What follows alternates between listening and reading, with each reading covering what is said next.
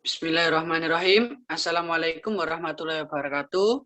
Kami dari kelompok 1 akan menjelaskan tentang aplikasi pendekatan sistem dalam pembelajaran untuk MI atau SD.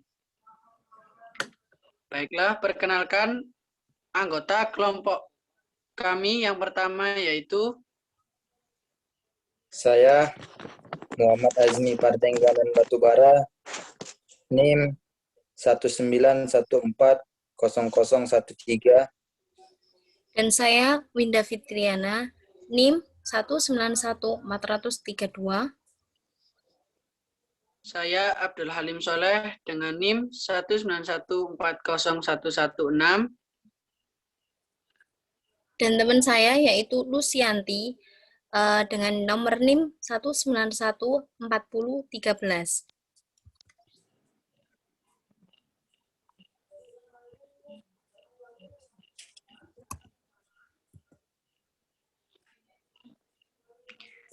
Definisi aplikasi pendekatan sistem. Aplikasi sendiri memiliki arti penerapan, proses, maupun penggunaan. Dan sistem adalah suatu komponen yang memiliki kesatuan dan berkesinambungan. Jika salah satu komponen tidak berjalan, maka kinerjanya akan buruk. Aplikasi pendekatan sistem dalam pembelajaran adalah penerapan yang dilakukan sekolahan untuk melakukan pendekatan dalam proses pembelajaran yang bertujuan menghasilkan siswa yang berkompeten dalam segi afektif, kognitif, dan psikomotorik. Aplikasi pendekatan sistem dalam pembelajaran ada dua arti, yaitu yang pertama komprehensif dan yang kedua guru harus memiliki sikap keterbukaan dengan siswa. Selanjutnya yaitu komponen pengajar. Yang pertama yaitu siswa wajib diketahui mulai dari karakteristik. Yang kedua, tujuan pembelajaran. Tujuan pembelajaran dibagi menjadi dua, yaitu khusus dan umum. Tujuannya untuk menjelaskan kompetensi yang akan dikuasai oleh siswa. Yang ketiga, analisis pembelajaran, yaitu meneliti materi.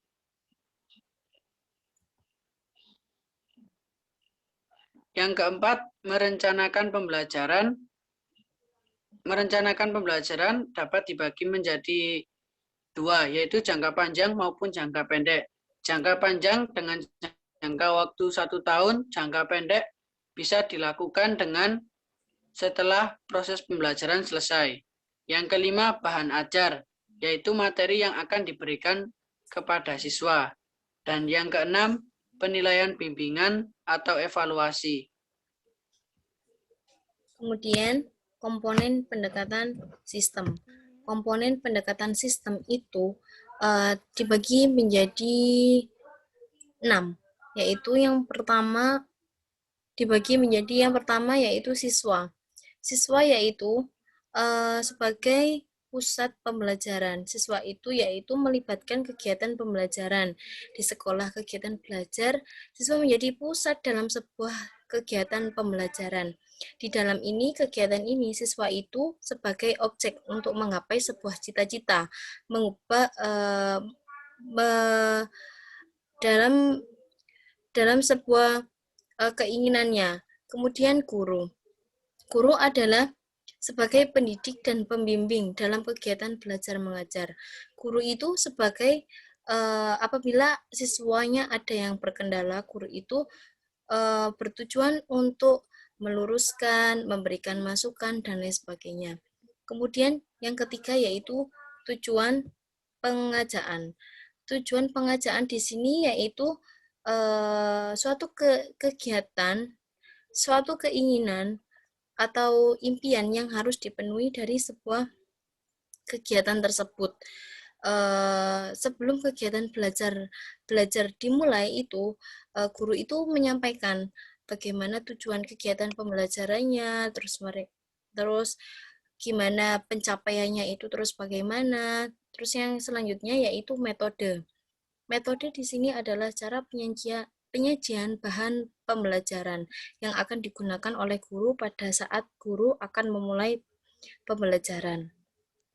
Metode di sini yaitu bagaimana cara guru untuk menyampaikan tugas kayak guru itu dikelompokkan, siswa itu dikelompokkan menjadi kelompok atau dikerjakan dengan individu gitu.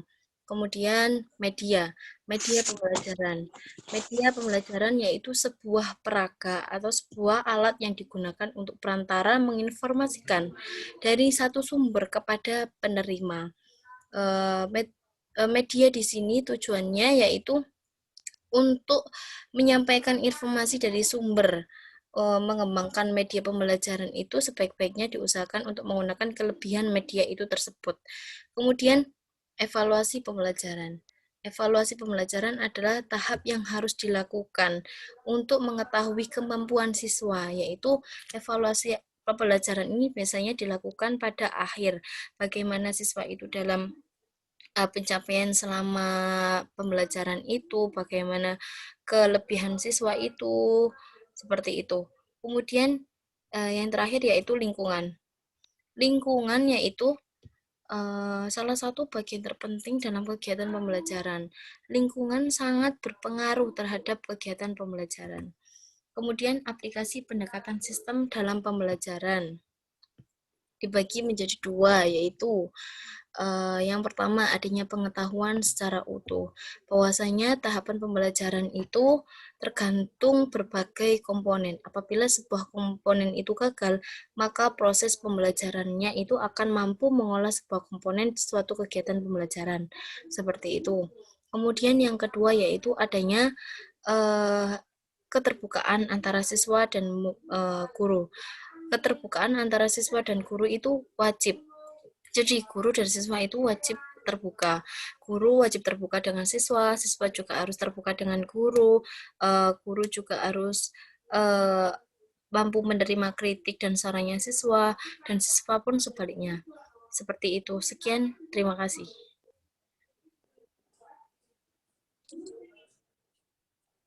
Ya, untuk selanjutnya yaitu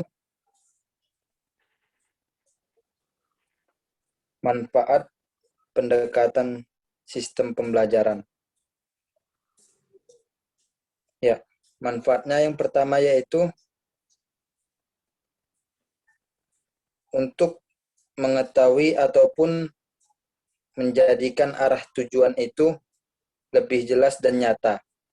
Apa maksudnya ini?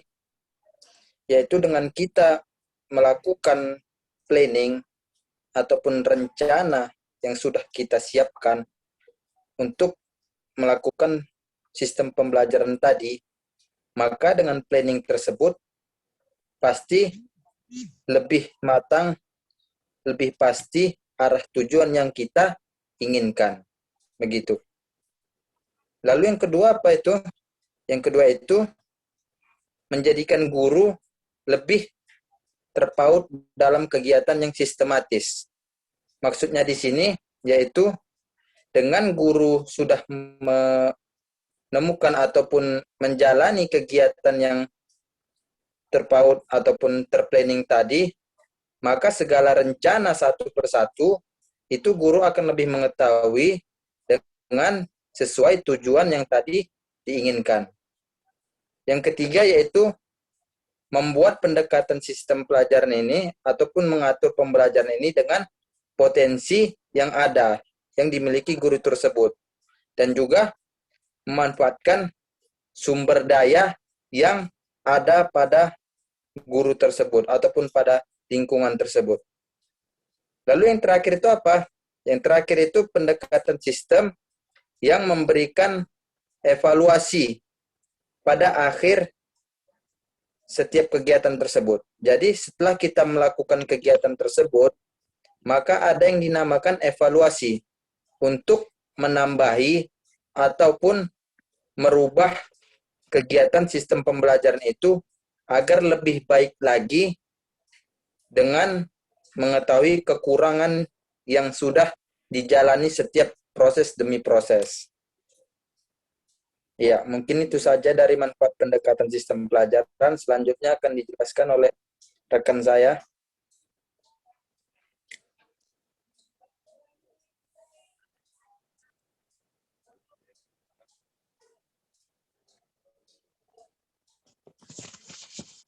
Tiga variabel dalam pembelajaran. Yang pertama, ada variabel kondisi pembelajaran.